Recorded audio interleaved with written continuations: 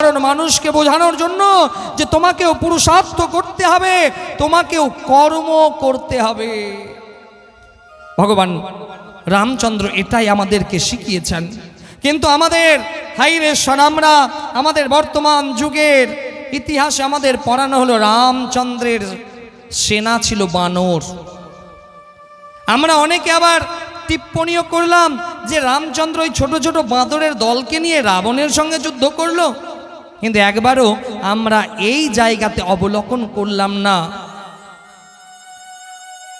যে সেটা এই বাঁদর নয়, বানর, অর্থাৎ বনে বিশেষ জাতির নর, বনের মধ্যে বিশেষ জাতির নর যাদের বানর বলা হয়।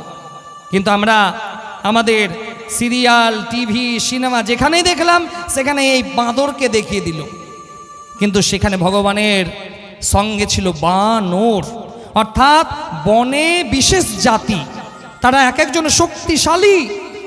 সেই বিশেষ জাতিকে নিয়ে রামচন্দ্র সেনা নির্মাণ করেছিল। আর রামচন্দ্র বুঝিয়েছিল যে ইচ্ছা শক্তি যদি থাকে তাহলে বনচারীকে নিয়েও, বনের সেই মানুষগুলোকে, সেই নরগুলোকে নিয়েও সেনা নির্মাণ করা যায়, শুধুমাত্র ইচ্ছা শক্তি দরকার।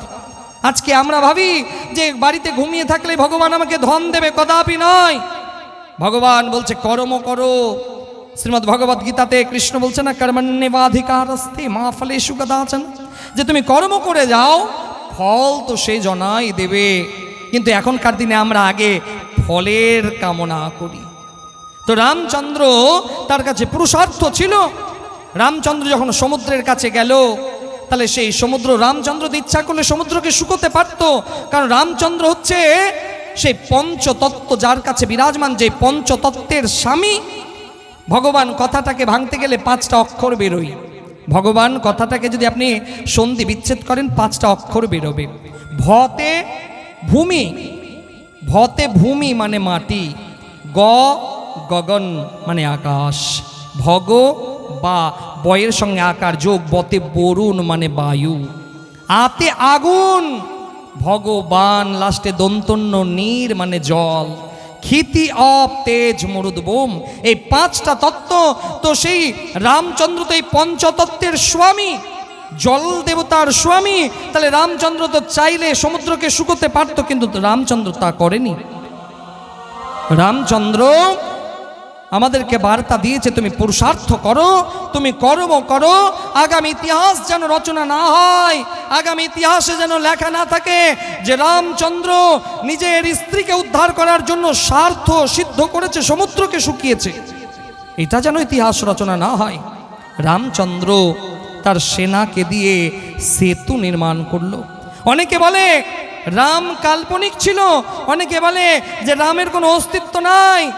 কিন্তু বাবা, আজও রামেশ্বরমে চলে যান, সেই রাম সেতুর অস্তিত্ব আজও বিরাজমান, সেই রাম সেতুর অস্তিত্ব আজও বিরাজমান। ত্রেতা যুগে রামচন্দ্র ছিল, তার প্রমাণ আছে সনাতন ধর্মে। ত্রেতা যুগে রামচন্দ্র এসেছিল, সেটার প্রমাণ আছে আমাদের এই সনাতন ধর্মে। কিন্তু আমরা রামকে কাল্পনিক বললাম, এটা আমাদের অধোগতি, এটা আমাদের দুর্বুদ্ধি। রাম কাল্পনিক নয়, রাম তো সেই সর্বেশ্বর ভগবানের অবতার। সেতু নির্মাণ করে সমুদ্র পার হলো, সেতু নির্মাণ করে সেখানে রাবণ, যেখানে দশানন থাকতো, তার সঙ্গে যুদ্ধ করে তার স্ত্রীকে নিয়ে এলো। এটা ছিল প্রেমের সৌধ, প্রেমের পূজারী। কিন্তু সেই তাজমহল প্রেমের পূজারী নয়, প্রেমের সৌধ নয়। এই জন্য হে সনাতনে নিজের ইতিহাসকে পড়ুন। তো সুখদেবজি মহারাজ রাজা পরীক্ষিতকে বলছে, হে রাজন, সেই রাম বংশাবলী আপনি শ্রবণ করলেন। তো সুখদেবজি মুনির এই কথা শুনে রাজা পরীক্ষিত হাত জোর করে গুরুদেবকে বলছে, হে গুরুদেব, এবার দশমী স্কন্ধে আমরা প্রবেশ করছি। হে গুরুদেব, কৃপা করে আপনি তো আমাকে নবমী স্কন্ধে রামচন্দ্রের সূর্য বংশের প্রসঙ্গ শোনালেন। কৃপা করে আপনি সেই চন্দ্র বংশে কৃষ্ণের কথা শোনান। রাজা পরীক্ষিত বলছে, কথিত বংশ বিস্তার ভবতা সোমসুর জয়াম রাজ্ঞাং চোভ বংশান্যাং চরিতাং পরমাদ্ভুতম। হে গুরুদেব, কৃপা করে আপনি এবার বিস্তার পূর্বক, কারণ আপনি সংক্ষেপে আমাকে রাম বংশাবলী শ্রবণ করিয়েছেন, কিন্তু বিস্তার পূর্বক কথিত বংশ বিস্তার ভবতা সোম সূর্যয়া। সোম মানে চন্দ্রমা, তা আপনি সেই চন্দ্র বংশের বিস্তার পূর্বক আমাকে শোনান। সুখদেবজি মহারাজ বলছে, হে রাজন, আমিও ব্যাকুল হয়ে আছি আপনাকে কৃষ্ণ কথা শোনাবো বলে। এবার দশমী স্কন্ধে কৃষ্ণ কথাতে প্রবেশ করা হচ্ছে। হে রাজন, মথুরাতে একজন রাজা ছিল যার নাম ছিল কংস। যার নাম ছিল কংস, আর কংসের পিতার নাম হচ্ছে উগ্রসেন। উগ্রসেন ধর্মাত্মা রাজা, কিন্তু কংস এত পাপিষ্ঠ, এত দুরাচারী যে নিজে রাজা হবে বলে নিজের বাবাকেও কারাগৃহে বন্দি করে দিল, নিজে রাজা হবে বলে। তো সেই কংস উগ্রসেনকে বন্দি করল, আর সবাই বলতে লাগলো, হে মহারাজ, আপনি যে এত অন্যায় করছেন, তাহলে তো নগরবাসী আপনাকে কেউ ভালো চোখে দেখবে না, তো অন্তত একটা ভালো কাজ করুন। তখন কারণ দেখবেন আমাদের সমাজে কিছু মানুষ যখন অনেক বড় বড় খারাপ কাজ করে নেয়, সেই খারাপ কাজগুলোকে ঢেকে দেওয়ার জন্য দু চারটা ভালো কাজ তারা করে। কথাতে খুব ধ্যান দেবেন, আমি যে প্রসঙ্গগুলো বলছি।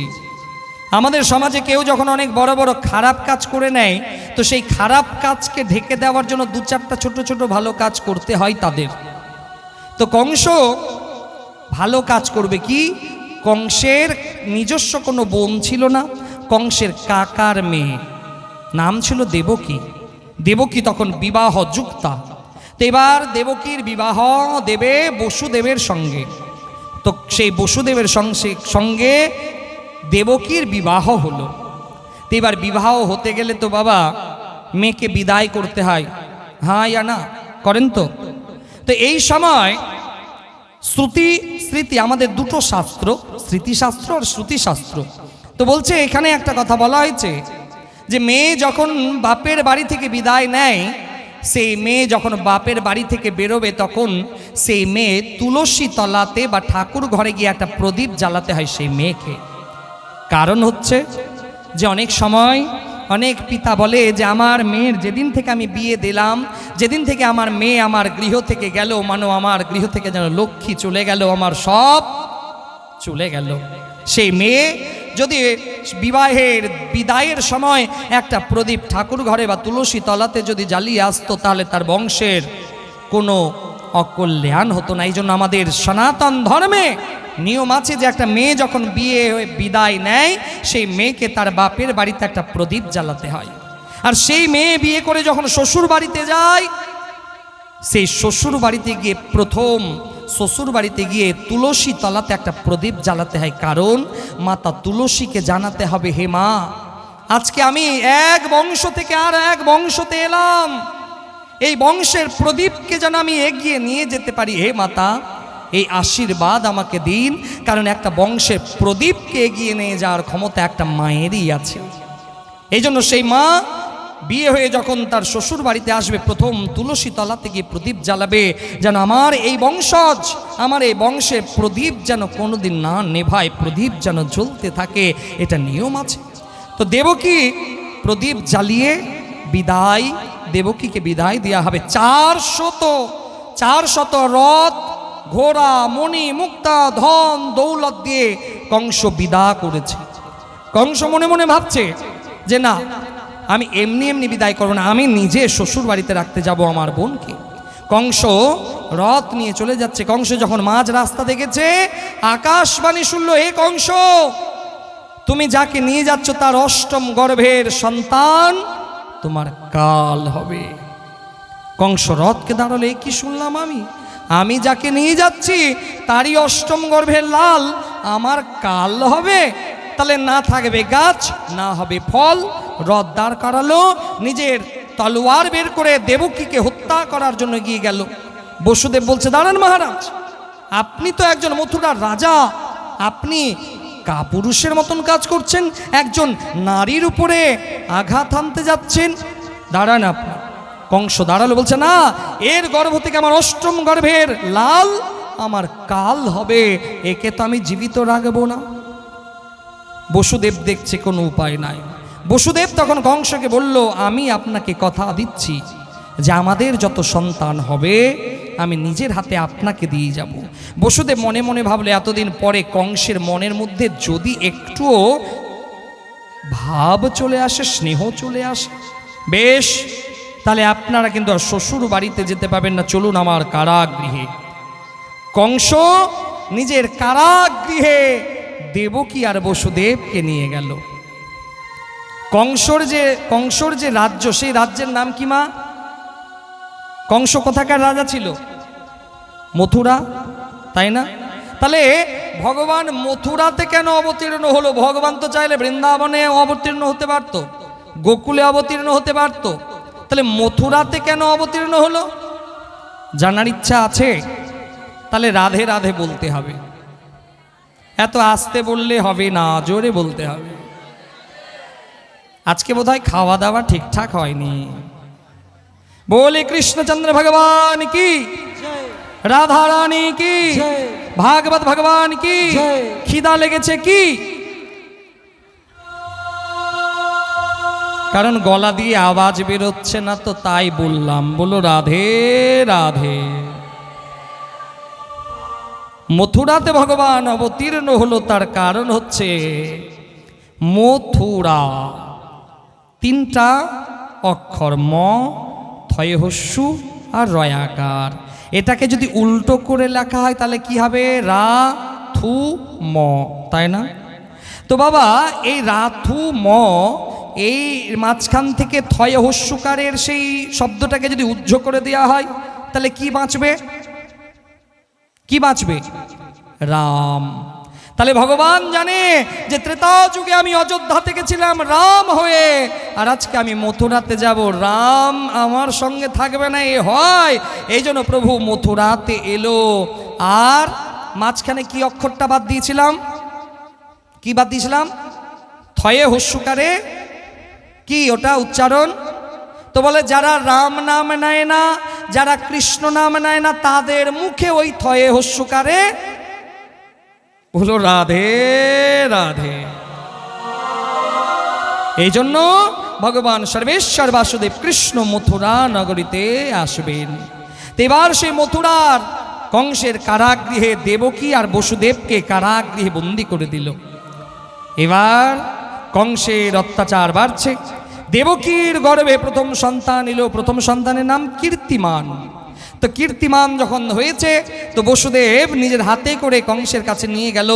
কংস সেই সন্তানকে হাতে নিয়ে বলছে, না না না না না, এটা তো আমার কাল নয়, কারণ আকাশবাণী হয়েছিল অষ্টম গর্ভের লাল আমার কাল হবে, এটাকে নিয়ে যাও। এবার দেবর্ষি নারদ বলছে, না, মাহল তো খারাপ। কারণ দেবর্ষি নারদ জানে যে এই দুষ্টকে তাড়াতাড়ি যদি পাপগুলো না করায় তাহলে দুষ্টের উদ্ধার হবে না। দেবর্ষি নারদ, ওর বাবা কোথাও বাঁধা ছিল না। দেবর্ষি নারদ, নারদ মানে নারদ, অর্থাৎ যার কোনোখানে যাওয়াতে নিষেধ নেই তাকে নারদ বলে। যাকে কেউ রোধ করতে পারে না, সে দেবতার কাছেও যেতে পারে, অসুরের কাছেও যেতে পারে। নারদা ইতি নারদ। তো বলছে এই দেবর্ষি নারদ বলছে যে না, মাহল খারাপ। কারণ এই কংসকে দিয়ে যদি শিশু হত্যা না করাতে পারি তাহলে কংসকে তাড়াতাড়ি বধ করা যাবে না, তাহলে কংসের পাপ যদি ঘরা পূর্ণ না হয় কংসের উদ্ধার হবে না। তো সেই সময় দেবর্ষি নারদ এসে বলছে, কংস তোমার মতন বোকা কেউ আছে? বলছে কেন? কারণ দেখুন, কিছু কিছু মানুষ বাবা, এরা লোকের বোঝানোতে বোঝে। मूर्ख और शंख दूसरे के फूकने पर फूकता है। मूर्ख मानुष और शंख केउ बाजाबे तबे बाजबे। मूर्ख मानुष के केउ यदि किछु बोले देय ना बुझे सुझे चिल्लाबे, और शंख केउ बाजालेइओ बाजबे। मूर्ख और शंख दूसरे के फूकने पर फूकता है। तो देवराज देवर्षि नारद बोलছে, কংস তোমার মতন বোকা কেউ আছে? বলছে কেন? বলছে তুমি যে তাকে ছেড়ে দিলে, তুমি ভাবলে কেমন করে ওটা তোমার কাল নয়? কংস বলছে না না না না, আকাশবাণী হয়েছিল ওর অষ্টম গর্ভের সন্তান আমার কাল হবে। দেবর্ষি নারদ বলছে বাপরে বাপ। দেবর্ষি নারদ একটা পদ্ম ফুল নিয়ে গেল। বলুন তো মহারাজ, এই পদ্ম ফুলের পাপড়ির মধ্যে কোনটা 1 নম্বর আর কোনটা 8 নম্বর? পদ্ম ফুলের পাপড়িকে বোঝা যাবে মা কোনটাতে শুরু আর কোনটাই শেষ? এই সময় কংসের বুদ্ধি ঘাবড়ে গেল, বলছে না। বলছে তাহলে আপনি বুঝলেন কেন? এটাও তো আপনার কাল হতে পারে। বলছে হ্যাঁ, দাঁড়াও। জোর করে দেবকী আর বসুদেবের কোল থেকে সেই সন্তানকে নিয়ে পাথরে ছুঁড়ে মারলো। প্রথম শিশু হত্যার বধ, শিশু হত্যার পাপ কংসকে লেগে গেল। দ্বিতীয়, তৃতীয়, চতুর্থ, পঞ্চম, ষষ্ঠ এক এক করে এক একটা শিশুকে হত্যা করলো। দেখুন, পৃথিবীতে সব পাপের প্রায়শ্চিত্ত আছে, কিন্তু শিশু হত্যার কোনো প্রায়শ্চিত্ত নাই, কোনো প্রায়শ্চিত্ত নাই। এবার এই পৃথিবী মাতা নারায়ণের কাছে গেছে। সেই সময় নারায়ণ অনন্ত নাগের শয্যাতে শায়িত হয়ে আছে, আর মা লক্ষ্মী ভগবানের চরণ স্পর্শ করে আছে। ভগবান সেই সর্বেশ্বর শ্রীহরি নারায়ণের মস্তকে সেই নাগ দেবতা মানব ছাতার মতন ছত্র রূপী ফনা তুলে বিরাজ হয়ে আছে। পৃথিবী মাতা যখন ভগবানের কাছে গেছে, হে প্রভু, কংসের অত্যাচার আর সহ্য করতে পারছি না, প্রভু আপনি অবতীর্ণ হন। ভগবান বলছে, হে ধরা, তুমি ফিরে যাও, আমি খুব শিগগির অবতীর্ণ হব। কারণ ভগবান শ্রীমদ্ ভগবত গীতাতে বলেছেন, যদা যদা হি ধর্মস্য গ্লানির্ভবতি ভারত অভ্যুত্থানম অধর্মস্য তদাত্মানম সৃজাম্যহম পরিত্রাণায় সাধূনাং বিনাশায় চ দুষ্কৃতাম ধর্ম সংস্থাপনার্থায় সম্ভবামি যুগে যুগে। ভগবান নিজে বলছেন যে হে পৃথিবী মাতা, হে ধরা দেবী, আপনি ফিরে যান। আমি আপনাকে কথা দিচ্ছি, আমি দাপরে কৃষ্ণ হয়ে অবতীর্ণ হব। ধরা দেবী যখন এই কথা শুনল, সেই সময় ভগবান যে নাগ শয্যাতে শায়িত, সেই নাগ বলছে, প্রভু কি হয়েছে? হে প্রভু, ত্রেতা যুগে তুমি রাম হয়ে গেছিলে, আমি তোমার ভাই লক্ষ্মণ হয়ে গেছিলাম। রামচন্দ্র হচ্ছে স্বয়ং নারায়ণের অবতার, আর লক্ষ্মণ হচ্ছে সেই শেষ নাগ। তো হে প্রভু, ত্রেতা যুগে আমি আমার চোখের সামনে তোমার উপরে অনেক অত্যাচার দেখেছি, প্রতিবাদ করতে পারিনি, যেহেতু আমি তোমার থেকে বয়সে ছোট ছিলাম, তোমার ভাই হয়েছিলাম। হে প্রভু, দাপরে যেন আমি তোমার বড় দাদা হয়ে যেতে পারি, যেন তোমার উপরে কোনো আঁচ না আসতে পারে, আমি যেন তোমার ছত্র ছায়া হয়ে দাঁড়াতে পারি, তোমার বড় দাদা হয়ে যেতে পারি। ভগবান বলল তথাস্তু। সেই শেষ নাগ দাপর যুগে বলরাম হয়ে এসেছিল। পৃথিবী মাতা বলছে, হে প্রভু, হে প্রভু, এই দাপর যুগে যেন আমি তোমাকে পতিরূপে পাই। দেবর্ষি নারদ বলছে, দাঁড়াও দাঁড়াও দাঁড়াও ধরা, এর আগেও তো আমার প্রভু অনেকবার অবতীর্ণ হয়েছে, তখন তুমি পাওনি। বলছে না, কারণ ভগবান অবতার হলেন মৎস্য অবতার। মৎস্য অবতার তো জলে, তাকে তো বিবাহ করা যায় না। কুর্ম অবতার জলে স্থলে, তাকেও তো বিবাহ করা যায় না। বরাহ সে তো একটা পশু প্রাণী, তাকেও তো বিবাহ করা যায় না। বলছে কেন? পরশুরাম যে সে তো ব্রহ্মচারী, সে তো বিবাহই করেনি। বামন ভগবান সে তো বটুক ব্রাহ্মণ, সেও বিবাহ।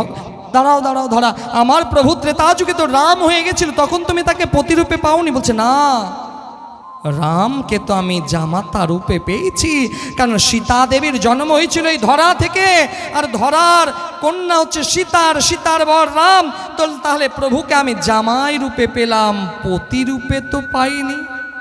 ভগবান বলছে, হে ধরা, দাপর যুগে তুমি সত্য ভামা হয়ে আসবে, আর আমি কৃষ্ণ হয়ে যাব, তুমি আমাকে পতিরূপে পাবে।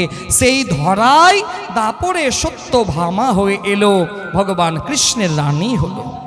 এবার ভগবানের কাছে গেছে 12টা মাস। বৈশাখ মাস বলছে না না প্রভু, তুমি আমার এই বৈশাখ মাসে জন্ম নাও। জ্যৈষ্ঠ মাস বলছে মাথা খারাপ, বৈশাখ মাসের এত রৌদ্র, প্রভু তুমি জ্যৈষ্ঠ মাসে জন্ম নাও।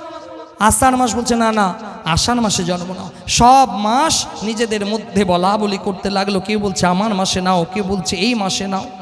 ভগবান সর্বেশ্বর নারায়ণ 12টা মাসের মধ্যে ভাদ্র মাসকে বেছে নিল, কারণ ভদ্র কথার অর্থ কল্যাণ, কল্যাণপ্রদ যে মাস সে হচ্ছে ভাদ্র মাস। আর আমি তো যাব মানুষের কল্যাণ করার জন্য, তাই আমি ভাদ্র মাসে জন্ম নিব। এই 12টা মাসের সৃজন হয়েছে বাবা আমাদের 27টা নক্ষত্রের নাম অনুসারে। 27টা নক্ষত্র, অনেকে নক্ষত্রের নামগুলো জানেন।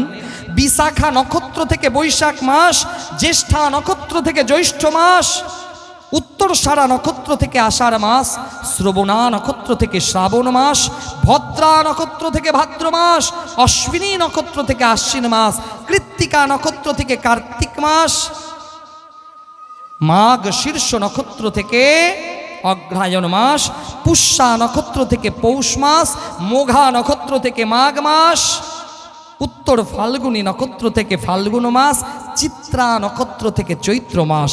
এই 27টা নক্ষত্রের নাম অনুযায়ী আমাদের 12টা মাসের নামের সৃজন হয়েছে। তো ভগবান ভাদ্র মাসকে বেছে নিল। এবার ভগবানের কাছে গেছে বাবা দুটো পক্ষ, কৃষ্ণপক্ষ আর শুক্লপক্ষ।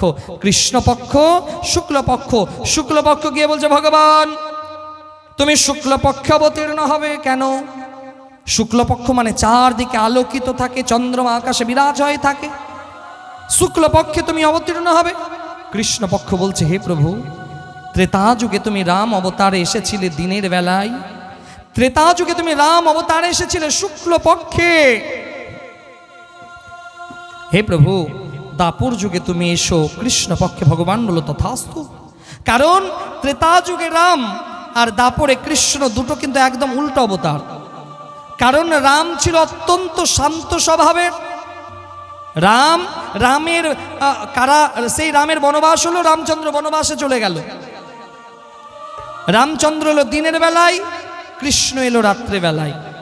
রামচন্দ্র শান্ত স্বভাবের আর কৃষ্ণ হচ্ছে বড় নাটখাট। যে রামচন্দ্র বনবাসে গেল আর কৃষ্ণ আর এক জায়গা থেকে আর এক জায়গায় গেল কংসকে উদ্ধার করার জন্য। এই জন্য কৃষ্ণ বড় নাটখাট। তো শুক্লপক্ষে রামচন্দ্র এসেছে আর দাপরে কৃষ্ণপক্ষ আসবে। এবার ভগবানের কাছে গেছে 7টা বার, সোম মঙ্গল বুধ বৃহস্পতি সবাই গেছে। ভগবান তুমি আমার বারে জন্ম নাও, তাহলে আমার সম্মান বেড়ে যাবে। এই 7টা বারের মধ্যে ভগবান বুধবারকে বেছে নিল। ভগবান কৃষ্ণের জন্মবার হচ্ছে বুধবার। এবার ভগবানের কাছে গেছে 15টা তিথি, প্রতিপদ, দ্বিতীয়া, তৃতীয়া, চতুর্থী, পঞ্চমী সবাই বলছে প্রভু তুমি আমার মধ্যে জন্ম নাও। তো এই 15 জন তিথি যখন ভগবানের কাছে গেছে, তো ভগবান সেই 15 জনকে এক জায়গায় দাঁড় করালো। একদিকে 7 জন, একদিকে 7 জন। মাঝখানে কে বাঁচলো মা? কে বাঁচলো মাঝখানে?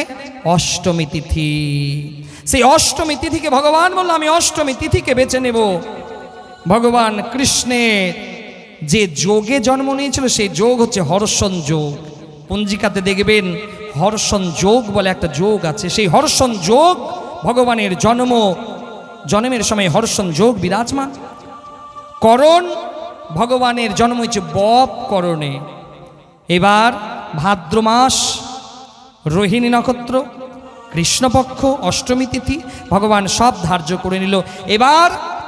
এবার দেবকী সপ্তম গর্ভ ধারণ করেছে। ভগবান যোগ মায়াকে বলল যে যাও দেবকীর সপ্তম গর্ভকে রোহিণীর গর্ভে গিয়ে স্থাপন করো। সেই যোগ মায়া বলল প্রভু যথা আজ্ঞা আমি পালন করব। সেই যোগ মায়া দেবকীর সপ্তম গর্ভকে রোহিণীর গর্ভে গিয়ে আকর্ষণ করে রোহিণীর গর্ভে গিয়ে রাখলো। দেখুন সেই সময় কিরকম টেকনোলজি, যে দেবকী সপ্তম গর্ভ ধারণ করেছে 7 মাস, আর সেই সময় যোগ মায়া এসে সেই সপ্তম 7 মাসের গর্ভকে রোহিণীর গর্ভে গিয়ে স্থাপন করেছিল। এখনকার দিনে বৈজ্ঞানিক বিদেশে গর্ভ ট্রান্সফার করার টেকনোলজি তারা এত দিনে পেয়েছে। আর এই টেকনোলজি আজ থেকে 5,500 বছর পূর্বেই আমাদের ভাগবত মহাপুরাণে বর্ণনা করা আছে। এখন ডাক্তারবাবু করছে না গর্ভ ট্রান্সফার, আপনারা গুগলে সার্চ করলে পাবেন যে এখন গর্ভকে ট্রান্সফার করা সম্ভব। তো এই যোগ মায়া দেবকীর সপ্তম গর্ভকে রোহিণীর গর্ভে গিয়ে স্থাপন করলো। পরের দিন সকালে কংস জানতে পারলো যে দেবকীর সপ্তম গর্ভপাত হয়েছে, গর্ভ নষ্ট হয়ে গেছে। এবার ভগবান বলল যে হে সিদ্ধ মহর্ষিগণ, তোমরা অবতীর্ণ হয়ে যাও, কারণ এবার আমি দাপর যুগে কৃষ্ণ হয়ে অবতীর্ণ হব। কারণ ভগবান যে সেই বৃন্দাবনবাসী ব্রজবাসীদের সঙ্গে লীলা করবে মা, আমরা তো দেখছি তারা সাধারণ একটা গোয়াল পাল, সাধারণ একটা গোয়ালের ছেলে, একজন গোয়ালিনী, কিন্তু তারা সাধারণ নয়। আরে ভগবানের সঙ্গে লীলা করবে সাধারণ কোনো মানুষ? তার এক একজন সিদ্ধ মহর্ষিগণ, যারা হাজার হাজার বছর তপস্যা করেছে গোবিন্দের সঙ্গে লীলাকে করবে বলে, যারা হাজার হাজার বছর তপস্যা করেছে গোবিন্দ লীলা দর্শন করবে বলে, সেই সিদ্ধ মহর্ষিগণকে ভগবান বললেন যে তোমরা সবাই এবার বৃন্দাবনে জন্ম নিয়ে নাও, কারণ আমি এবার কৃষ্ণ হয়ে অবতীর্ণ হতে যাচ্ছি। এবার ভগবান অবতীর্ণ হবে মা, ভগবানকে স্বাগত জানাবেন তো? বলে কৃষ্ণচন্দ্র ভগবান কি জয়, রাধা রানী কি জয়, ভাগবত ভগবান কি জয়। ঘুম লাগছে কি?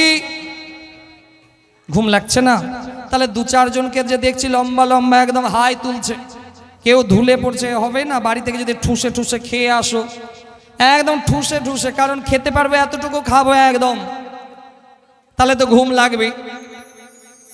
যারা ঘুমোচ্ছে তার জন্য আমি এর পরে যদি কোনোদিন আবার আসি, তাহলে তাদের জন্য একটা ভালো চাকাচাক বিছানার ব্যবস্থা করে রাখবো। বলো রাধে রাধে। এবার আমরা তো ভগবানকে এবার একটু স্বাগত জানাই। আমাদের বাড়িতে যখন অতিথি আসে আমরা তাকে ওয়েলকাম করি। আজকে ভগবান আজকে আমাদের কাছে আসবে, তাহলে আমরা সবাই মিলে একটু ভগবানকে হাত জোর করে স্বাগত জানাবো। মা, যারা স্বাগত জানাবেন না হাত তুলুন তো দেখি। রাধে রাধে। এটাই হচ্ছে কলি মহারাজের মহিমা। আর যারা স্বাগত জানাবেন তারা হাত তুলুন তো দেখি। বলো রাধে রাধে। তা আসুন আমরা সবাই মিলে আজকে হাত জোর করে সেই সর্বেশ্বর বাসুদেব কৃষ্ণকে আজকে স্বাগত জানাই। স্বাগতং কৃষ্ণ সুস্বাগতং কৃষ্ণ স্বাগতং সুস্বাগতং শরণাগতং কৃষ্ণ স্বাগতং সুস্বাগতং শরণাগতং কৃষ্ণ স্বাগতং কৃষ্ণ সুস্বাগতং কৃষ্ণ স্বাগতং কৃষ্ণ সুস্বাগতং কৃষ্ণ স্বাগতং সুস্বাগতং শরণাগতং কৃষ্ণ স্বাগতং সুস্বাগতং শরণাগতং কৃষ্ণ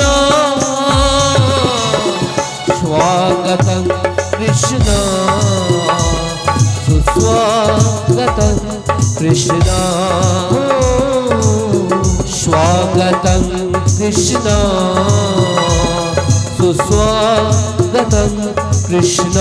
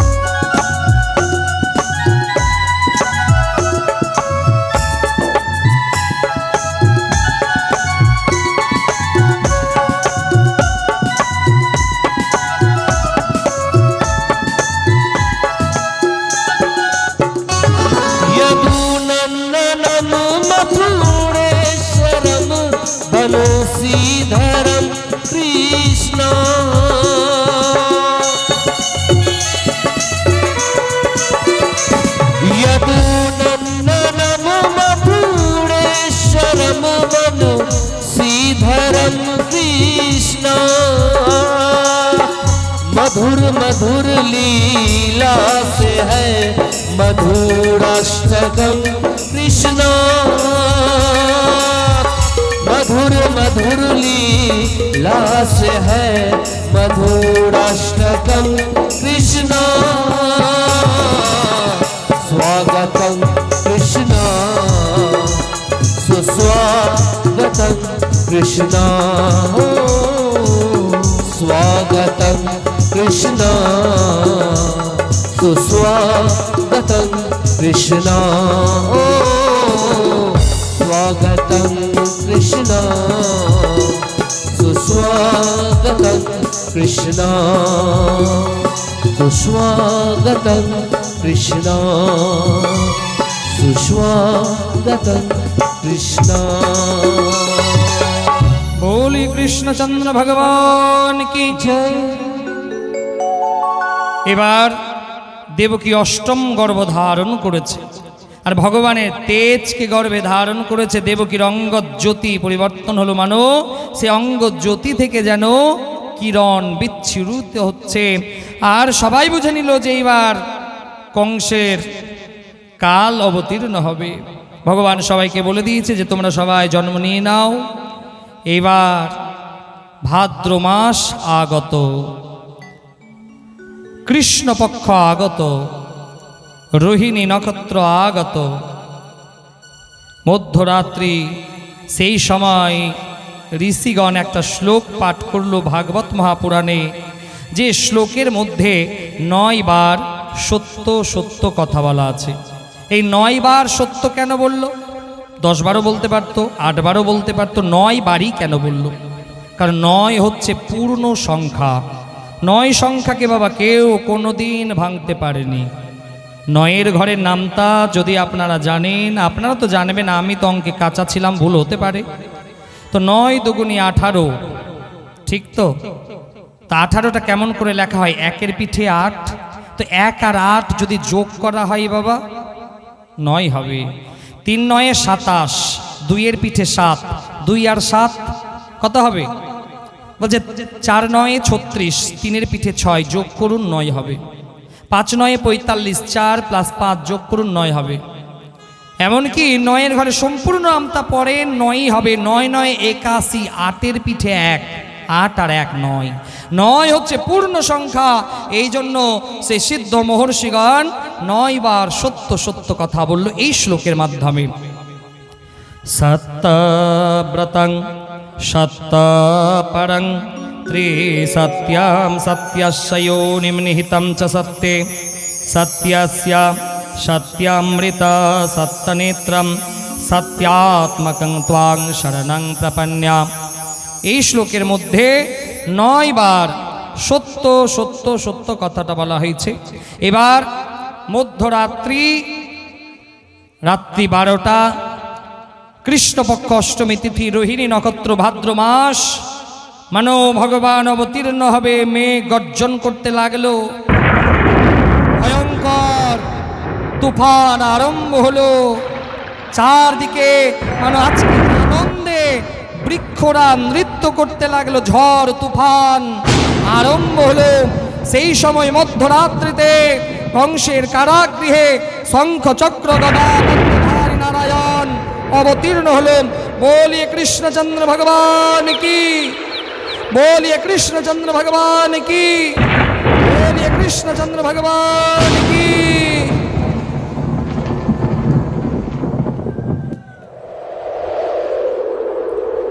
সেই মধ্যরাত্রিতে কংসের কারাগৃহে শঙ্খ চক্র গদা পদ্মধারী চতুর্ভুজে প্রভু অবতীর্ণ হলেন। বসুদেব হাত জোর করে বলছেন, হে প্রভু, এই রূপে তো আমি আপনাকে চাইনি। ভগবান বলল, হে বসুদেব, আমি আমার পরিচয় আপনাকে দেখালাম, দেখুন আমি কে। হে প্রভু, আপনি বালক রূপে আসুন। হ্যাঁ বসুদেব, আমি এখনই বালক রূপে অবতীর্ণ হব। সেই সময় সেই চতুর্ভুজ রূপ ধারণ করা সেই সর্বেশ্বর পরমাত্মা ছোট্ট একটা শিশু রূপ ধারণ করে কংসের কারাগৃহের মধ্যে বিরাজমান হলো। আকাশবাণী হলো, আকাশবাণী হলো, হে বসুদেব, এই ভয়ঙ্কর ঝড় তুফানে রাত্রেই কংসের কারাগৃহ পার করে, যমুনা পার করে নন্দ ভবনে নন্দ বাবার গৃহে রেখে আসতে হবে। আর সেই সময় বসুদেবের সারা দেহ লোহার শিকল দিয়ে বাঁধা। বসুদেব বলছে, হে বিধাতা, আমার তো সারা দেহ লোহার শিকল দিয়ে বাঁধা, কংসের কারা দরজা তো বন্ধ, কারাগার তো বন্ধ, আমি কেমন করে বেরোবো? আকাশবাণী হলো, হে বসুদেব, একবার যে ভগবানকে স্পর্শ করে নেয়, একবার যে পরমাত্মাকে স্পর্শ করে নেয়, পৃথিবীর কোনো শক্তি তাকে বাঁধতে পারে না।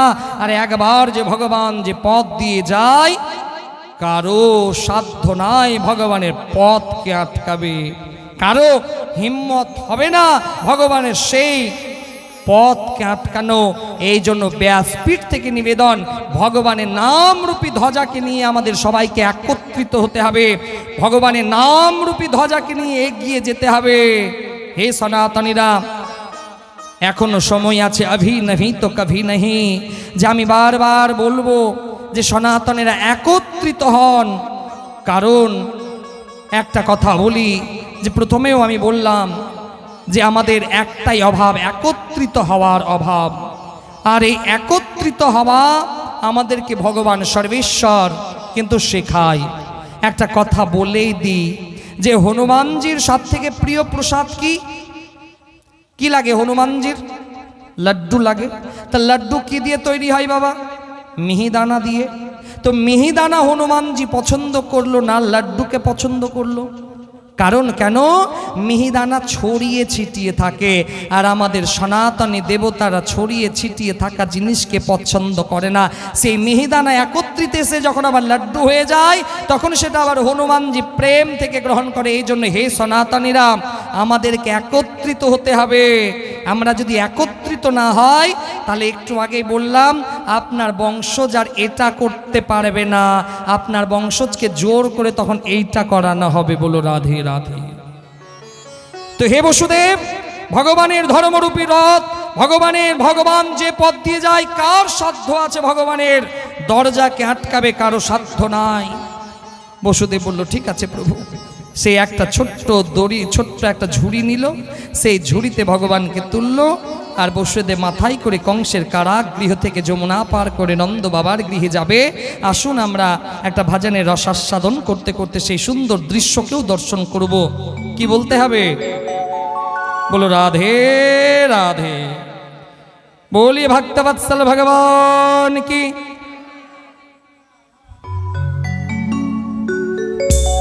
কংসের কারাগারে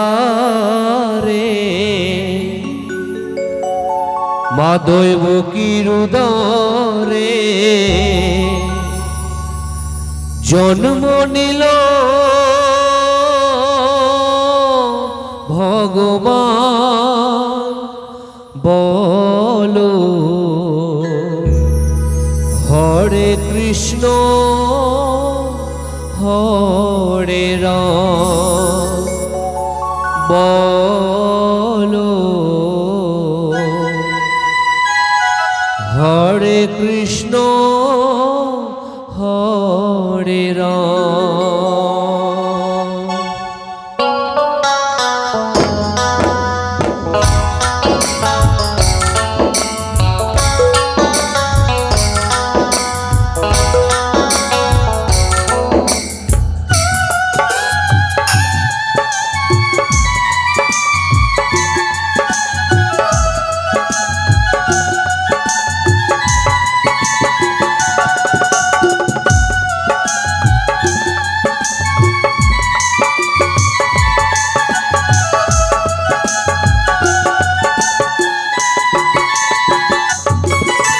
কংসের কারাগারে মা দৈবকীর উদরে,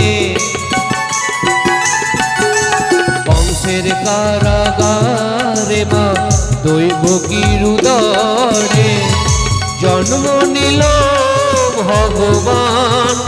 বলো হরে কৃষ্ণ হরে রাম, বলো হরে কৃষ্ণ হরে রাম।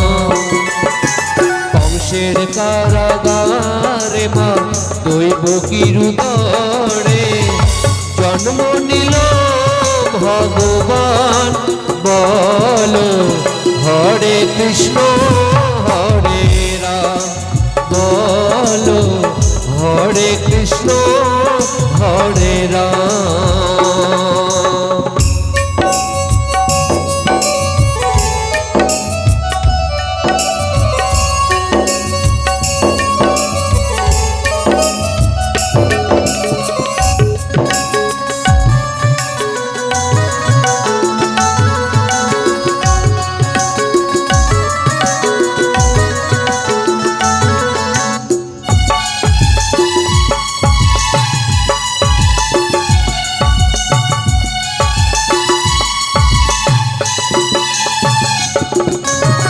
বাসুদেব লয়ে যায় মাথার উপরে, যমুনা পার হয়ে মা যশোদার ঘরে।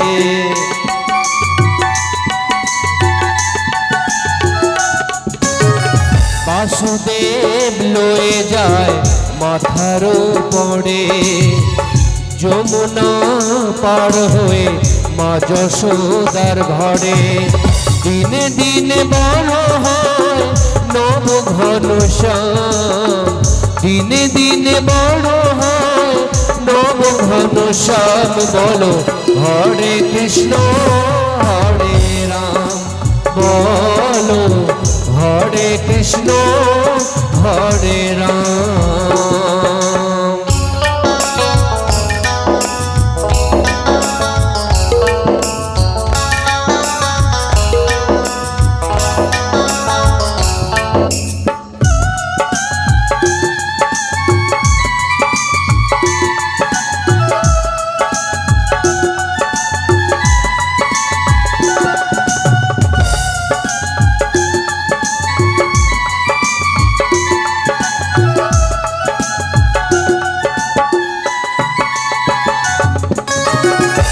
ভগবানের কেমন লীলা যুগের অবতার, আপনি খুলে যায় বন্ধ কারাগার।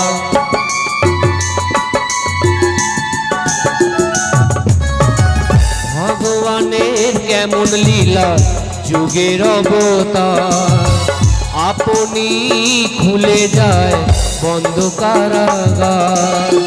বধ করিতে পারবে না কেউ বিধির বিধান, বধ করিতে পারবে না কেউ বিধির বিধান। বলো হরে কৃষ্ণ হরে রাম, বলো হরে কৃষ্ণ হরে রাম।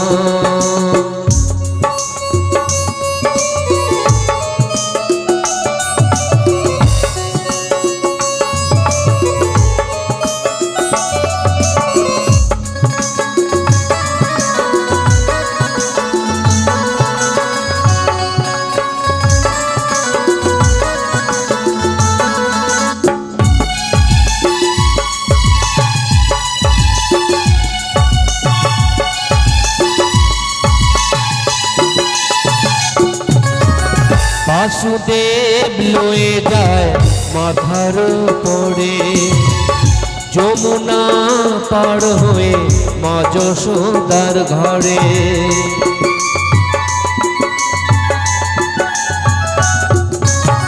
বাসুদেব লয়ে যায় মাথার উপরে, যমুনা পার হয়ে মা যশোদার ঘরে। দিনে দিনে বড় হয় নব ঘনশ্যাম, দিনে দিনে বড় হয় নব ঘনশ্যাম। বলো হরে কৃষ্ণ হরে রাম, বলো হরে কৃষ্ণ হরে রাম। কংসের কারাগারে মা দৈবকীর উদরে, কংসের কারাগারে মা দৈবকীর উদরে জন্ম নিল ভগবান। বলো হরে কৃষ্ণ হরে রাম, বলো কৃষ্ণ হরে রাম বলো হরে কৃষ্ণ হরে রাম বলো হরে কৃষ্ণ হরে রাম। बोलिए भक्तवत्सल भगवान की জয়।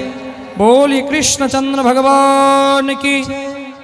এবার আপনারা একটু বসে যান, আমরা কৃষ্ণের পুজো করে কথাকে এগিয়ে নিয়ে যাব।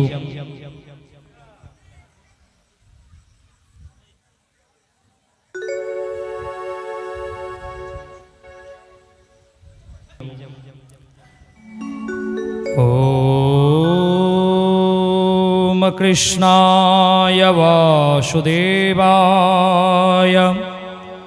हरये परमात्मने प्रणतक्लेशनाशाय गोविन्दाय नमो नमः।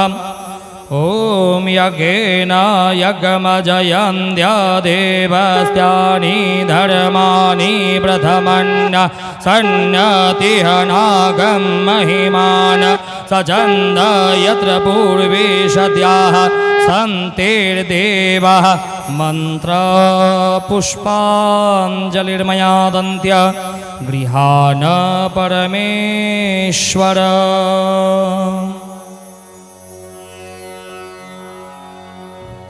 बोलिए भक्तवत्सल भगवान की, बोलिए कृष्णचंद्र भगवान की, राधा रानी की।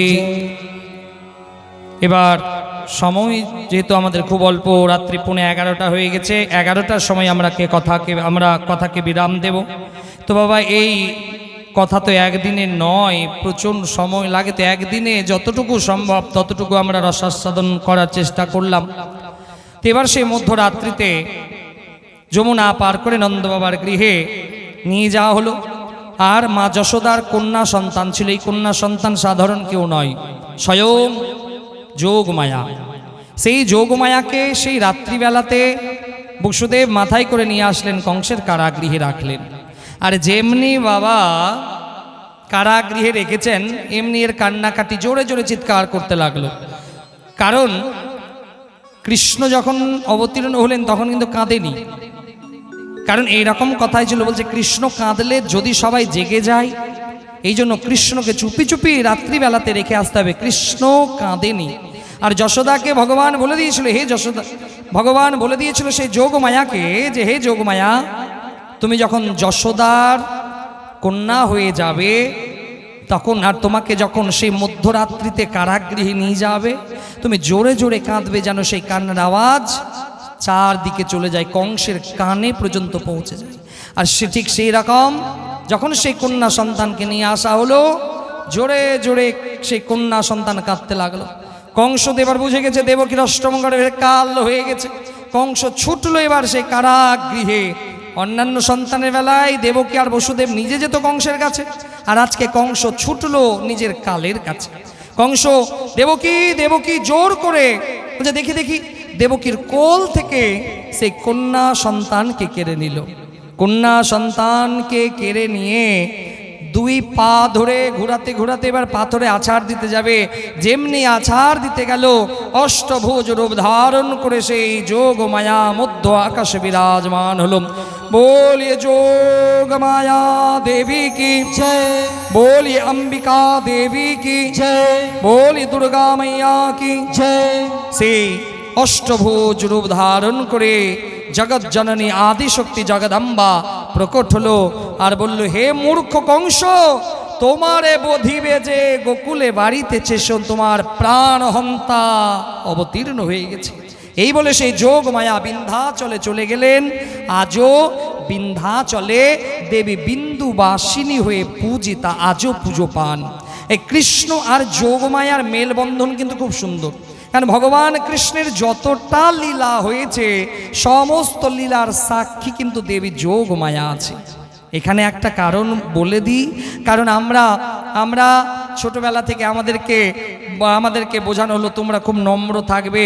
আমাদেরকে একটা শ্লোক ছোটবেলা থেকে পড়ানো হয়েছে, অহিংসা পরমো ধর্ম, বলা হয়েছে না? হিংসা পরমো ধর্ম, যে কদাপি তোমরা হিংসা করবে না। তোমাকে যদি একটা গালে কেউ চর মারে, তুমি আর একটা গা লাগিয়ে দেবে। এটাই আমাদের ছোটবেলা থেকে শেখানো হয়েছিল। কিন্তু আমাদের আসল কথা নয়। মহাভারতে যেটা লেখা আছে, পরের লাইনটা আমাদের কেউ জানায়নি, যেখানে লেখা ছিল অহিংসা পরমো ধর্ম, ধর্ম হিংসা তথৈব চ। ধর্মের জন্য যদি হিংসা করতে হয় বাবা, এতে কোনো পাপ নাই। আমার তো খুব ভালো লাগে, বর্তমান আমাদের ভারতবর্ষে অনেক প্রতিষ্ঠান আছে, কিন্তু একটা প্রতিষ্ঠান ভারত সেবাশ্রম, যেটার বর্ণনা না করে থাকতে পারলাম না। ভারত সেবাশ্রমে যখন দুর্গা পূজা হয়, ওদের একটা ঐতিহ্য আছে, আজও তারা অস্ত্র পুজো করে। কারণ আমাদের সনাতন ধর্মে অস্ত্র শস্ত্র দুটারই পূজা করার নিয়ম আছে। কারণ বলছে অস্ত্র যদি না ওঠাও তোমার রাষ্ট্র বাঁচবে না, আর শস্ত্র যদি না ধরো তাহলে তোমার শাস্ত্রও বাঁচবে না। এই জন্য অস্ত্র শস্ত্র দুটোই আমাদেরকে কিন্তু প্রাধান্য রাখতে হবে। আগেকার দিনে গুরুকুলে বেদ পুরাণ শিক্ষা যেমন দিত, অস্ত্র শিক্ষাও দিত। অর্জুন যখন গুরুকুলে গেছে, দ্রোণাচার্য অস্ত্র শিক্ষাও দিয়েছে। আজও দেখবেন সেই মিশনে চলে যান, সেই আশ্রমে চলে যান, আজও তারা সেই দুর্গা পূজার সেই নবমীর দিনে তারা অস্ত্রকে পূজা পাঠ করে। আমাদের প্রত্যেকটা সনাতনী দেব দেবতা যত আছে না, সবার হাতে অস্ত্র আছে। মা কৃষ্ণের হাতে যেরকম বাঁশুরি আছে, সুদর্শন চক্রও আছে। দুর্গার হাতে যেরকম শঙ্খ আছে, ত্রিশূলও আছে। মা কালীর হাতে অভয় মুদ্রা আশীর্বাদের আছে, খড়গও ধারণ করে আছে। এই জন্য হে হিন্দু সনাতনী, বাড়িতেও ত্রিশূলের পূজা করুন, খড়গের পূজা করুন। আজও কিছু কিছু রাজপুত সমাজে তারা কিন্তু অস্ত্র পুজো করে। কারণ অস্ত্র পূজা যদি না হয় তাহলে কিন্তু আমাদের কারণ হিন্দু সনাতনী সাধারণ নয়, এক একটা বাব্বার শের। হিন্দু সনাতনী এক একটা বাব্বার শের। আজও রাজপুত সমাজে তারা কিন্তু অস্ত্র পুজো করে, এইটা কিন্তু একটা প্রাধান্য দেখা যায়। এই জন্য আমাদের প্রত্যেক হিন্দু সনাতনের বাড়িতে একটা করে ত্রিশূল থাকুক, একটা করে খড়গ থাকুক, একটা করে তলোয়ার থাকুক। ফুল জল দেবেন, তুলসী পাতা দেবেন, যদি কোনোদিন দরকার পড়ে তবে রাধে রাধে। এর থেকে বেশি আমি আর বলবো না, যারা বোঝার আছে বুঝে নিন। কারণ অন্য প্রতিপক্ষ তাদের কিন্তু বাড়িতে সব কিছু মজুদ আছে। আর আমাদের হিন্দু বাড়ির এখন অবস্থা জানেন, অনেক জনের বাড়িতে যখন কর্মকাণ্ড করাতে যায়, সত্যনারায়ণ পুজো করাতে যায়, সত্যনারায়ণ পুজোতে তো আমাদের এদিকে প্রচলন আছে কলা গাছ দিয়ে পুজো করতে হয়। তো এখন বাবা, আগেকার দিনে হিন্দু মায়ের বাড়িতে বড় বড় বটি থাকতো সবজি কুটার জন্য। এখন সেই বড় বড় বটিও আউট, এখন ছোট্ট একটা ওই ছুরি এসছে প্লাস্টিকের। আর কিছু কিছু বাড়িতে তো বাবা এমন সেই অস্ত্রগুলো এনে দেয় যে অস্ত্রতে কোনো ধারই নাই। কলা গাছকেও এইভাবে কাটতে হয়, কলা গাছও কাটে না। ভাবুন, আপনার বাড়িতে যদি কোনোদিন বিধর্মী আসে, আপনার সামনে আপনার মেয়েকে টানতে টানতে নিয়ে যাবে, আপনার সামনে আপনার মাকে টানতে টানতে নিয়ে যাবে, আপনি বলবেন বাবা তুমি একটু দাঁড়াও, আমার মাকে, আমার বউকে, আমার বোন কিভাবে টানতে টানতে নিয়ে যেও না, আমি বাজার থেকে একটা অস্ত্র নিয়ে আসছি, তোমার সঙ্গে যুদ্ধ করব, তারপরে তুমি শুনবে সেই বিধর্মী। এই জন্য হে সনাতনী, জেগে উঠুন, নিজের ধর্মকে ধারণ করুন। চেয়ে দেখুন পরশুরামের দিকে, এক হাতে পরশুরাম নিজের খড়গকে ধারণ করেছে, ভগবান সুদর্শন চক্রকে ধারণ করেছে, দুর্গা ত্রিশূলকে ধারণ করেছে। এই জন্য হে সনাতনী, নিজের সেই আসল রূপকে চেয়ে দেখুন। মহারানা ছত্রপতি মহারানা প্রতাপকে পড়ুন, ছত্রপতি শিবাজীকে পড়ুন, তাহলে বুঝতে পারবেন। সময়কে আর বিলম্ব করব না। তারপরে সেই অষ্টভুজ রূপ ধারণ করে যোগ মায়া বিন্ধ্যাচলে চলে গেলেন। আজও বিন্ধ্যাচলে বিন্দুবাসিনী হয়ে মা পূজিতা। এদিকে নন্দভবনে পরের দিন সবাই জানতে পারলো যে বুড়ো বয়সে একটা নয় দুইটা লাল হয়েছে নন্দ বাবার গৃহে। তো সবাই দলে দলে এলো নন্দ বাবার গৃহে। মা যশোদার কাছে এসে মঙ্গল গীত গাইতে লাগলো। মঙ্গল গীত তো বোঝেন? হ্যাঁ জানা মঙ্গল গীত। আগেকার দিনে বিয়ের সময় মায়েরা গাইতো মঙ্গল গীত। তো মঙ্গল গীত গাইছে, আর যশোদা কি করছে? অনেক ধন দৌলত দিচ্ছে। কেন? যশোদা কথার মানে যশোদা দাতি ইতি যশোদা, যিনি যশ প্রদান করেন তিনি হচ্ছেন যশোদা। তো যশোদা ধন দৌলত দান দিচ্ছে, আর সবাই আসছে চারদিক থেকে, আরো সবাই এলো দল একদম দল করে। দধি দুগ্ধের তো অভাব নাই, কারণ নন্দ ভবনে লাল হয়েছে, নন্দ কা ঘর আনন্দ भयो জয় কানহাইয়া লাল কি। তো সেখানে দধি দুগ্ধ নিয়ে ও ওর গালে লাগাচ্ছে, ও তার গালে লাগাচ্ছে, দধি দুগ্ধের মধ্যে গড়াগড়ি খাচ্ছে, নন্দ উৎসব। তা শুন, আজকে আমরা নন্দ উৎসব করে কথাকে বিরাম দেব। আমরা সবাই মিলে এবার নন্দ উৎসব করব, সবাই বসে বসেই আমরা নন্দ উৎসব করব। করবেন তো হ্যাঁ ইয়া না? তাহলে এত আসতে কেন, জোরে বলুন না। না, ওরে বাপরে, বলো রাধে রাধে। এত কঞ্জুস, এত কঞ্জুস, রাধে রাধে। কিছু কিছু কঞ্জুসের হাত পর্যন্ত উঠলো না। থাক না, মহারাজজি বলছে বলুক, হাত কি উঠে কি করবো? এত কঞ্জুস যে হাতকে ওঠাতে পারে না। আর হাত উপরে তুলুন, কারণ হাত উপরে তোলা মানে ভগবানের কাছে স্যারেন্ডার হয়ে যাওয়া। বলো রাধে রাধে। আজকে সবাই মিলে আজকে মানো এটাই একটা নন্দ ভবন, আর এখানে স্বয়ং নন্দলালা এসেছে, ফলে আমাদের আজকে আনন্দ হয়েছে। আর নন্দ কা ঘর আনন্দ भयो জয় কানহাইয়া লাল কি। যাদের আনন্দ হবে না বাবা, যারা কংসের দিকের লোক, তারা তো এবার বাড়ি যাওয়ার রাস্তা খুঁজবে।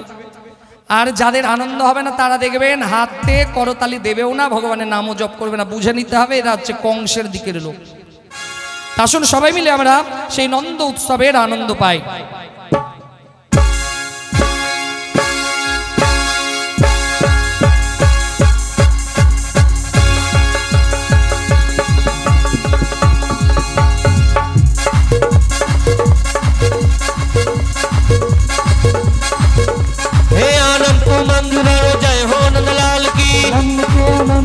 जय कन्हैया लाल की, नंद के आनंद भयो जय कन्हैया लाल की। हाथी घोड़ा पाल की जय कन्हैया लाल की, जय हो नंद लाल की, जय जसोदा लाल की। हाथी घोड़ा पाल की जय कन्हैया लाल की, जय हो नंद लाल की, जय जसोदा लाल की। हाथी घोड़ा पाल की जय कन्हैया लाल की। आनंद उमंग भयो जय हो नंद लाल की, नंद के आनंद भयो जय कन्हैया लाल की। ब्रिज में आनंद भयो जय कन्हैया लाल की, हाथी घोड़ा पाल की जय कन्हैया लाल की।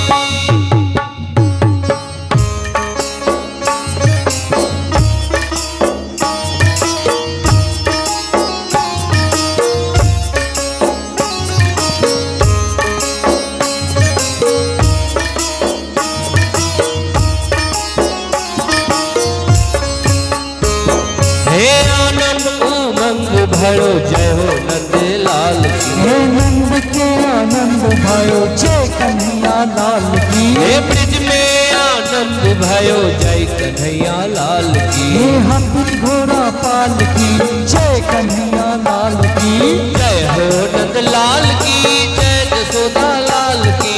हाथी घोड़ा पाल की जय कन्हैया लाल की, जय हो नंद लाल की, जय जसोदा लाल की। हाथी घोड़ा पाल की जय कन्हैया लाल की, गोकुल में आनंद भयो जय कन्हैया लाल की। ये हाथी घोड़ा पाल की जय कन्हैया लाल की।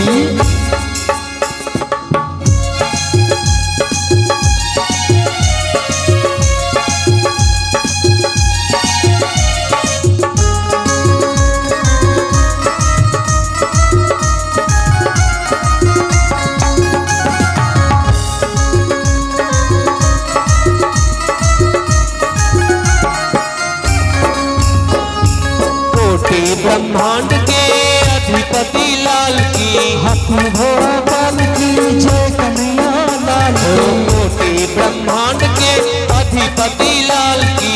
हाथी घोड़ा पाल की जय कन्हैया लाल की, कौए चराने आयो जय हो पशुपाल की। हाथी घोड़ा पाल की जय कन्हैया लाल की, गोकुल में आनंद भयो जय कन्हैया लाल की। हाथी घोड़ा पाल की जय कन्हैया लाल की।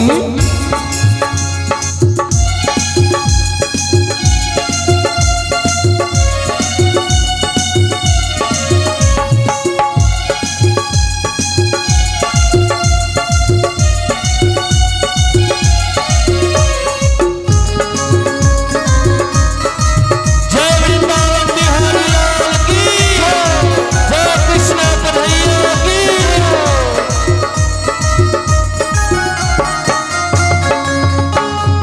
पूनम की चांद जैसी शोभा है लाल की। हाथी घोड़ा पाल की जय कन्हैया लाल की, पूनम हाथी घोड़ा पालकी जय कन्हैया लाल की। भक्त के आनंद भयो जय कन्हैया लाल की। हाथी घोड़ा पालकी जय कन्हैया लाल की। आनंद से बोल सब जय हो विजय लाल की। हाथी घोड़ा पालकी जय कन्हैया लाल की।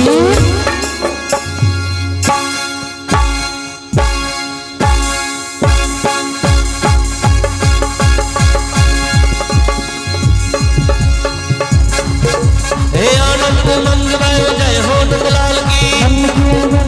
जय कन्हैया लाल की। ब्रिज में आनंद भयो जय कन्हैया लाल की। हाथी घोड़ा पालकी जय कन्हैया लाल की। जय हो नंदलाल की जय दशरथ लाल की। हाथी घोड़ा पालकी जय कन्हैया लाल की। जय हो नंदलाल की जय दशरथ लाल की। हाथी घोड़ा पालकी जय कन्हैया लाल की। मंग भयो जय हो नंदलाल की। नंद के आनंद भयो जय कन्हैया लाल की। ब्रिज में आनंद भयो जय कन्हैया लाल की। हाथी घोड़ा पालकी जय कन्हैया लाल की। बोले कृष्णचंद्र भगवान की जय। बोले कृष्णचंद्र भगवान की जय। রাধা রানী কি জয়। পায়ে ব্যথা হয়েছে কি? পায়ে ব্যথা হয়নি? তাহলে পা লম্বা করে আছেন ভাগবতের দিকে যারা, কারণ কিছু জনকে দেখতে পাচ্ছি পায়ে ব্যথা হয়ে গেছে তো পা লম্বা করে দিয়েছে, কারণ এখানে স্বয়ং গোবিন্দ বিরাজমান, আর গোবিন্দের দিকে পা করা এটা তো বাবা উচিত নয়। এই জন্য পাটাকে একটু মুড়েই নেন, একটু কষ্ট করুন, বলো রাধে রাধে। এবার ভগবানের বাল্যলীলা আরম্ভ হয়, কিন্তু সময় অল্প, তার জন্য ভগবানের বয়স মাত্র 6 দিন। ভগবান যশোদা সেই ভগবান কৃষ্ণকে দোলনাতে দুলাচ্ছে।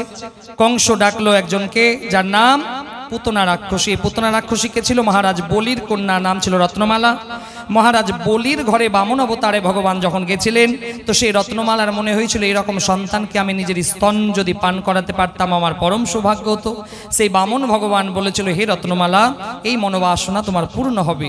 তো সেই বামন ভগবান বলি মহারাজের সর্বস্ব নেওয়ার পরে সেই রত্নমালা রাগ হলো যে আমার বাবার সব ধন হরণ করলো, আমি কে বিষ পান করিয়ে মারবো। ভগবান বলছিল এটাও মনোবাসনা তোমার পূর্ণ হবে।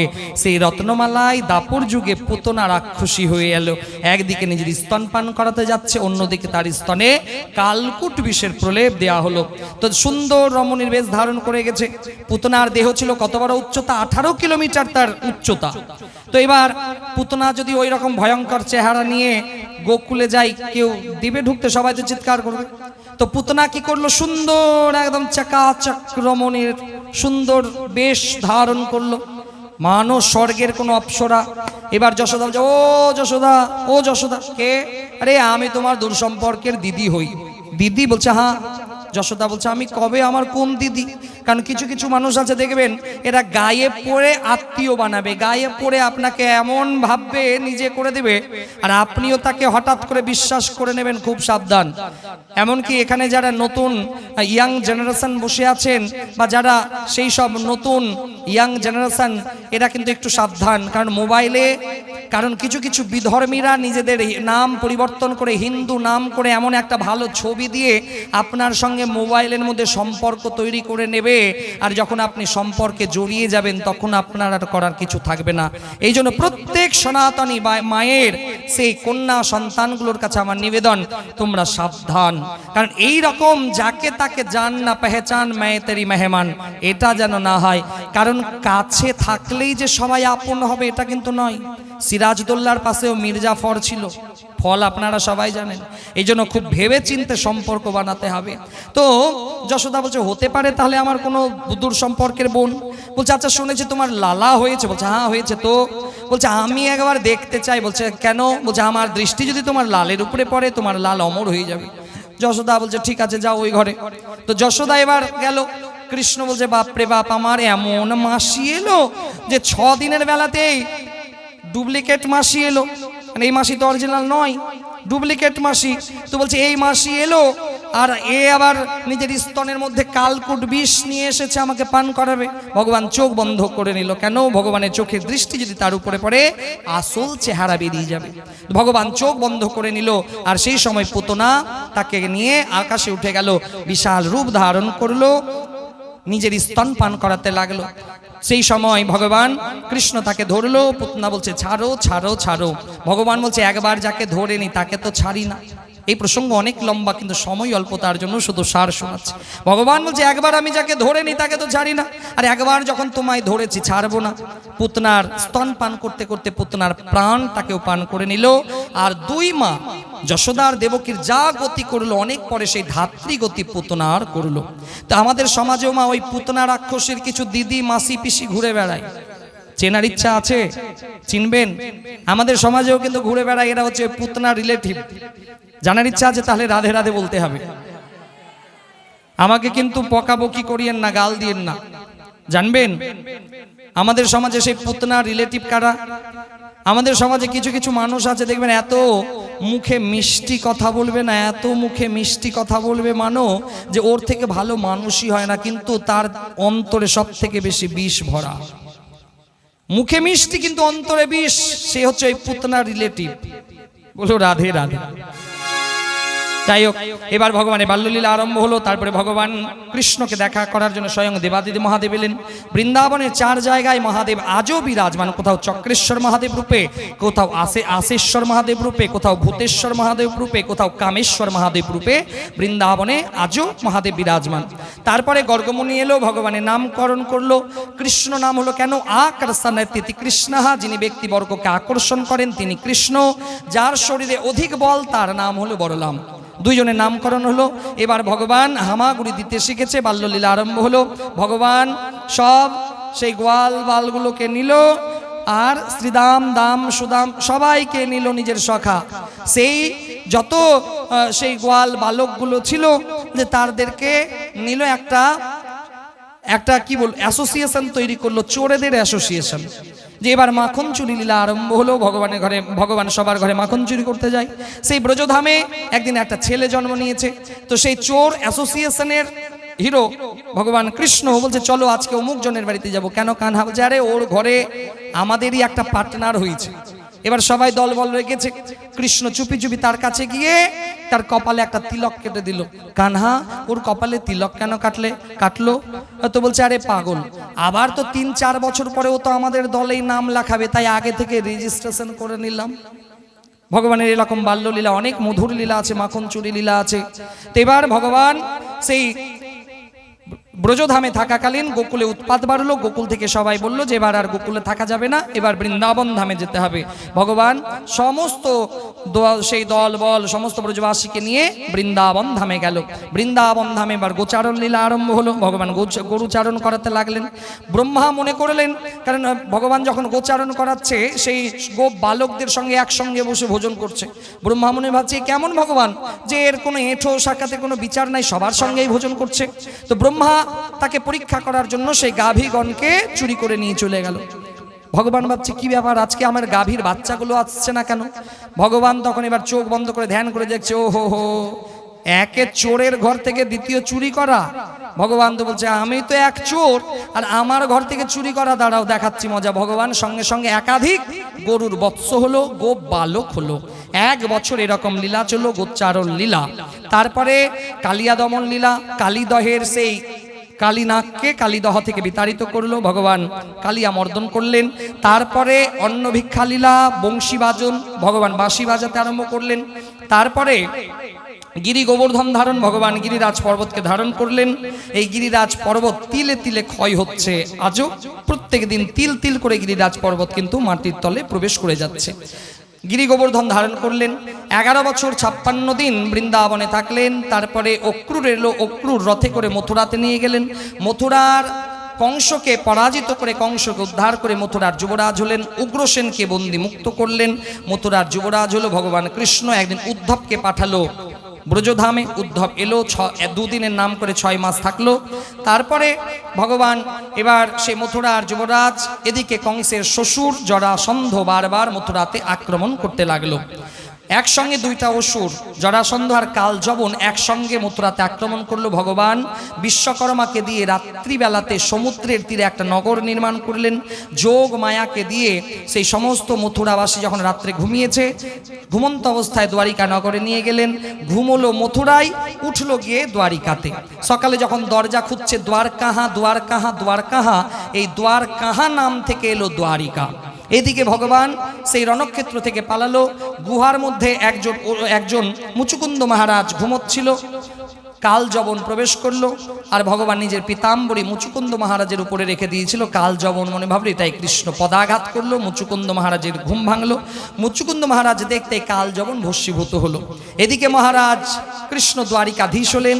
দ্বারিকাধীশ তিনি রুক্মিণীর সঙ্গে বিবাহ করলেন, 8 জন রানীর সঙ্গে বিবাহ করলেন। সত্যভামাকে নিয়ে আকাশ বিহারে গেলেন। নরকাসুর, যাকে ভৌমাসুর বলা হয়, তিনি 16,100 কন্যাকে বন্দী করে রেখেছিলেন। মন দিয়ে শুনুন মা, এখানে সম্পূর্ণ ভাগবতের সারগুলো আমরা বলছি। এবার সেই ভগবান 16,100 কন্যাকে নরকাসুরের কবল থেকে উদ্ধার করলেন। ভগবান সেই 16,100 কন্যাকে গ্রহণ করলেন। ভগবান কৃষ্ণের স্ত্রী হলো 16,108, তাদের 10টা করে সন্তান হলো। ভগবান কৃষ্ণের মোট বংশজ 1,77,188টা ভগবান কৃষ্ণের বংশজ। সেই বংশের মধ্যে একজন ছিল খুব সুন্দর দেখতে, নাম ছিল সাম্ব। সাম্বকে গর্ভবতী স্ত্রী সাজানো হলো। পেটের মধ্যে লোহার কড়াই বেঁধে দিয়ে গুরুদেবের কাছে গিয়ে বলছে, বলুন তো মহারাজ, এর গর্ভে ছেলে হবে না মেয়ে? সেই ঋষি যখন ধ্যান করে দেখছে এরা তো আমার সঙ্গে উপহাস করার জন্য এসছে, ঋষি বললেন মুসাল্লাম কুল্লানা আসানম, যে এর গর্ভে যে হবে তোমার যদুবংশের ধ্বংসের কারণ হবে। সাম্ব তৎক্ষণাৎ সবকিছু খুলে লোহার কড়াইকে চূর্ণ বিচূর্ণ করে সমুদ্রে ফেললো। সেখান থেকে এলকা নামক ঘাস সৃজন হলো। সে এলকা নামক ঘাসে তীক্ষ্ণ ধার, যদুবংশীয়রা নিজেদের মধ্যে মারামারি করে প্রচুর বংশ নষ্ট হলো। বলরাম বুঝাতে আসলো, তোমরা কেন এরকম করছো? যদুবংশীয়রা বলরামের দিকে তেড়ে গেল। কৃষ্ণ বলল, দাদা আমাদের সময় এসেছে, স্বধাম গমন করতে হবে। বলরামের মাথা ফেটে শেষ নাগ পাতালে প্রবেশ করলো। এদিকে জরা নামক ব্যাধ সেই বোয়াল মাছকে পেয়েছিল, তার পেট থেকে লোহার কিলকে পেল, ঘষতে ঘষতে তীর বানালো। ভগবান কৃষ্ণের 125 বছর বয়স। ভগবান পায়ের উপরে পা তুলে জঙ্গলে বসে আছে। জরা নামক ব্যাধ গেছে, মনে করেছে কোনো হরিণ, তীর নিক্ষেপ করলো, লাগলো ভগবানের চরণে, ভগবান ধরাশায়ী হলো। জরা নামক ব্যাধ বলছে, হে প্রভু আমাকে ক্ষমা করে দিন, ভুল হয়েছে। ভগবান বলছে, না জরা, ত্রেতা যুগে আমি রাম হয়ে এসেছিলাম, তুমি বালি হয়ে এসেছিলাম, আমি ঝোপের আড়াল থেকে তোমাকে মেরেছিলাম। দাপর যুগে আমি কৃষ্ণ হয়ে এলাম, তুমি জরা হয়ে এলে, তুমি কোনো পাপ কাজ করনি। ভগবান স্বধামে গমন করবেন, শ্রীমদ্ ভাগবত মহাপুরাণের মধ্যে প্রবেশ করলেন। এই জন্য ভাগবত আর কৃষ্ণ আলাদা নয়। ভাগবত দর্শন হয়ে যাওয়া মানে কৃষ্ণ দর্শন, ভাগবত শ্রবণ মানে কৃষ্ণ প্রাপ্তি হয়ে যাওয়া। এদিকে মহারাজ পরীক্ষিত সুখদেবজি মহারাজকে জিজ্ঞেস করলো, হে গুরুদেব, কলিযুগের মানুষের উদ্ধার কেমন করে হবে? সুখদেবজি মহারাজ বলল, হে রাজন, এই রকম ঘোর অন্যায় অত্যাচার যখন বাড়বে, তখন কলিযুগের অন্তে সম্বলপুর নামক গ্রামে বিষ্ণুযশা নামক ব্রাহ্মণ পরিবারে ভগবান কল্কি অবতার নেবেন। আর এই কল্কি অবতারে সমস্ত পাপী তাপীদের নাশ করবেন। এখানে 12 স্কন্ধে কলিযুগের ধর্ম সম্বন্ধে বলল। কলিযুগের রাজারা কেমন হবে ভাগবতে কিন্তু আগেই বলে দিয়েছে। একটা শুধু আমি বলবো যে কলিযুগের ধর্ম ভাগবতে সুখদেবজি মহারাজ রাজা পরীক্ষিতকে বলছে, হে মহারাজ, আগামী কলিযুগ এমন আসছে যে কলিযুগের রাজারা হবে আগে নিজের উদর পূর্তি করবে। আমার কথা নয়, ভাগবতে লেখা আছে, 12 স্কন্ধে পড়ে নেবেন, জানতে পারবেন। কলিযুগের রাজারা নিজের উদর পূর্তি করবে, যদি বাঁচে তবে আপনি পাবেন। রাজা মানে নেতা মন্ত্রীদের বলা হয়েছে। এখনকার দেখবেন নেতা মন্ত্রীরা আগে নিজের পেট ভরবে, যদি এক একটা বাঁচে আপনি পাবেন, আর যদি না বাঁচে তো গোবিন্দায় নমো নমঃ। কলিযুগের রাজারা নিজেদের বাড়িতে একাধিক স্ত্রী থাকা সত্ত্বেও 2-4টা আবার হ্যালো থাকবে, বুঝে নিন। এখনকার দিনে আছে না, কিছুদিন আগে দেখলেন একজন বিশাল বড় রাজা নেতা, তার বাড়িতে স্ত্রী থাকা সত্ত্বেও আবার 2-3টা হ্যালোও আছে। তো এটা আমার কথা নয়, ভাগবত এরকম বলছে। কলিযুগের ধর্ম যদি জানা যায় না তাহলে অনেক কিছু জানা যাবে। তো 12 স্কন্ধে কলিযুগের ধর্ম সম্বন্ধে রাজা পরীক্ষিতকে সুখদেবজি মহারাজ বললেন, বলছে তাহলে মানুষের উদ্ধারের একটাই পথ হচ্ছে ভাগবত মহাপুরাণ শ্রবণ। রাজা পরীক্ষিতের আত্মসন্তুষ্টি হলো, হে প্রভু আমার আর কোনো ভয় নাই, আমি 7 দিন ভাগবত রসাস্বাদন করলাম, আর আমার কোনো ভয় নাই। অভিশাপ পূর্তির জন্য গঙ্গার তীরে গেলেন। তক্ষক নাগ এলো, রাজা পরীক্ষিতকে দংশন করলো। রাজা পরীক্ষিতের দেহ ভস্মীভূত হলো, কিন্তু দেহি পুষ্পক বিমান এলো বৈকুণ্ঠ ধাম থেকে। সেই দেহি পুষ্পক বিমানে করে ভগবত ধামে পৌঁছে গেল। এই ছিল ভাগবতের মূল কথা। এবার আমরা 7 দিন যেটা ভাগবত হয় সেই ভাগবতের পূর্ণ ফল পাবো। এবার সবার কাছে নিবেদন, মাথাটাকে একটু ঢেকে নিতে হবে, কারণ নিয়ম আছে মা, যে মায়েদের যখনই ভাগবত শুনতে যায় বা কোনো কীর্তনে যেতে হয় দুটো বস্ত্র নিয়ে যেতে হয়, একটা উত্তরীয়ও নিয়ে যেতে হয়, অনেকে জানে, যারা জানে না পরের বার চেষ্টা করবেন, বলো রাধে রাধে। এবার সবাই মাথাটাকে ঢেকে নেন, এবার আমরা সম্পূর্ণ ভাগবতের ফল পেতে যাব। আর যারা এখন চলে যাবে তাদের দুর্ভাগ্য, কারণ বলে বাবা দুধ তো সবাই পান করে, ঘি তো সবার পেটে হজম হয় না, হয়? বলো রাধে রাধে। এবার ভাগবতের প্রথম শ্লোক, আবার সবাই যে যেখানে আছেন বসে যান, পায়ে জুতো থাকলে খুলে দিন, কারণ এইবার ভাগবত কিন্তু সাধারণ কোনো গ্রন্থ বা পুরাণ নয়, ভাগবত হচ্ছে ভগবত প্রাপ্তির একটা মাধ্যম। ভাগবতের অনেক রেস্ট্রিকশন আছে, অনেক নিয়মাবলী আছে। তো ভাগবতের প্রথম শ্লোক আমাদের সঙ্গে আপনারাও পাঠ করবেন। সচ্চিদানন্দ রূপায় सच्चिदानंद रूपाय विश्योत्पत्त्यादि हेतवे विश्वोत्पत्त्यादि हेतवे तापत्रय विनाशाय तापत्रय विनाशाय श्रीकृष्णाय वयं नुमः। श्रीकृष्णाय वयं नुमः। ভাগবতের প্রথম শ্লোক। এবার ভাগবতে কি কি আছে আমরা একটু জেনে নেব। ভাগবতের প্রথম স্কন্ধে 6টা প্রশ্নের সাথে 24টা অবতারের বর্ণনা করা হয়েছে 19টি অধ্যায়ে। এখানে সুত সৌনকাদিক মুনিগণের প্রশ্ন, ব্যাস নারদ প্রসঙ্গ, ভগবান কৃষ্ণ কুন্তি সংবাদ, আর কৃষ্ণের দ্বারিকা গমন, মহারাজ পরীক্ষিত কর্তৃক কলি যুগের দমন ইত্যাদি বর্ণনা করা হয়েছে। ভাগবতের দ্বিতীয় স্কন্ধে সদ্যমুক্তি ক্রমমুক্তি বর্ণনা করা হয়েছে 10টি অধ্যায়ে। এখানে সৃষ্টি বিষয়ে প্রশ্ন, সুখদেবের কথা আরম্ভ, সৃষ্টি বর্ণনা, বিরাট স্বরূপের বর্ণনা, ভগবানের লীলা বর্ণনা করা হয়েছে। ভাগবতের তৃতীয় স্কন্ধে সৃষ্টির বর্ণনা করা হয়েছে 33টি অধ্যায়ে। এখানে ভগবান বরাহ অবতার বর্ণনা, কপিল দেবহূতি সংবাদ, ভক্তি যোগ বর্ণনা করা হয়েছে। ভাগবতের চতুর্থ স্কন্ধে 4টি ধর্মের বর্ণনা করা হয়েছে 31টি অধ্যায়ে। এখানে মনুর প্রসঙ্গ, সতীর অগ্নিপ্রবেশ, দক্ষযজ্ঞ, ধ্রুব চরিত্র, মহারাজ পৃথুর প্রসঙ্গ, পুরঞ্জন উপাখ্যান বর্ণনা করা আছে। ভাগবতের পঞ্চম স্কন্ধে স্থান শক্তির বর্ণনা করা হয়েছে 26টি অধ্যায়ে। এখানে প্রিয়ব্রত চরিত্র, আগ্নিধ্র, রাজা নাবি, ঋষভদেবের চরিত্র, রাজা ভরতের 3 জন্মের প্রসঙ্গ বর্ণনা করা আছে। ভাগবতের ষষ্ঠ স্কন্ধে পোষণ লক্ষণ লীলার বর্ণনা করা হয়েছে